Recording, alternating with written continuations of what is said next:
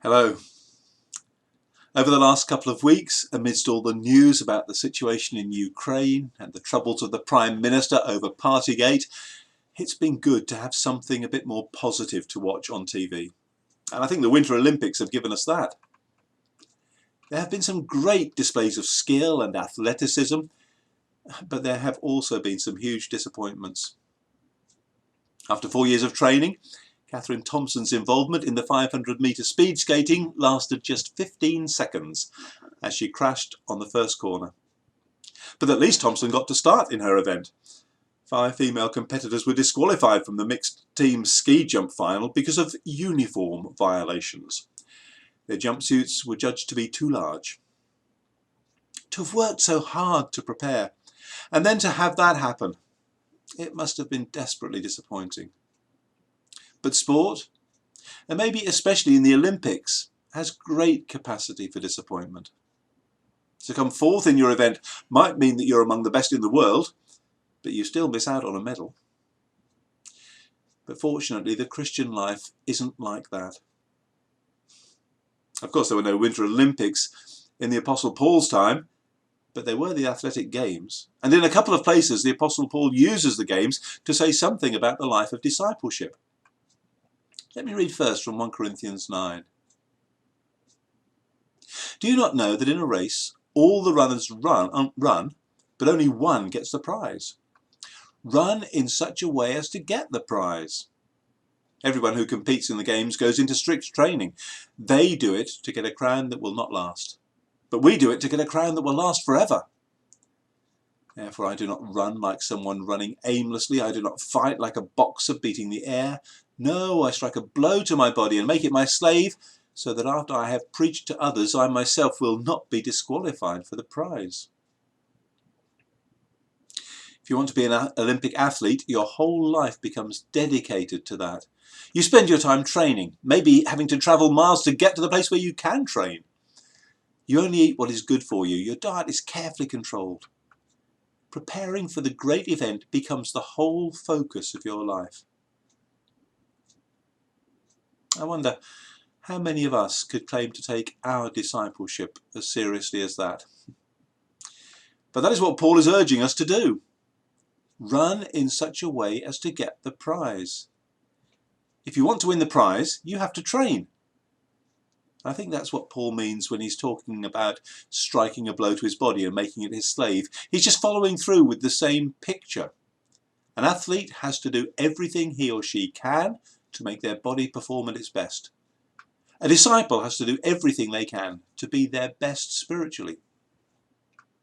It's what we're thinking about on Sunday mornings in our Just One Thing series. Prayer, Bible reading, worship, the other things we'll look at, they're like the way we train as disciples in order to be the best we can.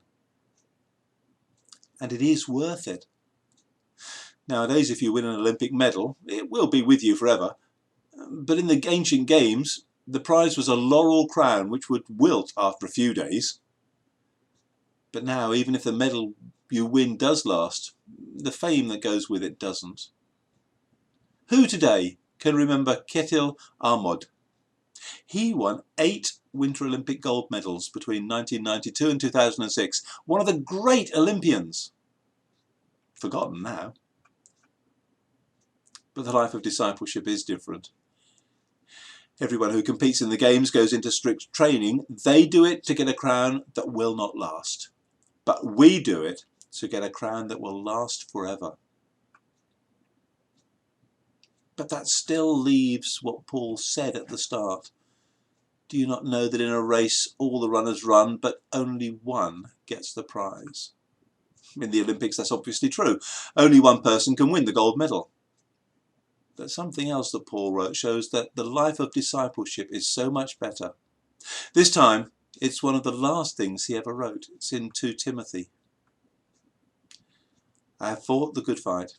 I have finished the race. I have kept the faith. Now there is in store for me the crown of righteousness, which the Lord, the righteous judge, will award me on that day. And not only to me, but also to all who have longed for his appearing. For a Christian, The equivalent of winning a gold medal is hearing Jesus say to you, well done. And it isn't a competition where only one person can hear it. Everyone who faithfully follows Jesus gets that prize. There are similarities and differences between the life of an Olympic athlete and a Christian disciple. One similarity is that both will face disappointment.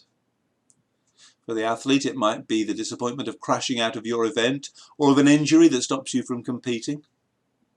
For a Christian, it might be that our career path doesn't work out how we planned, or that our children don't turn out how we hoped. And it might be that in church we've thrown ourselves into some ministry and find that we are unappreciated and criticised.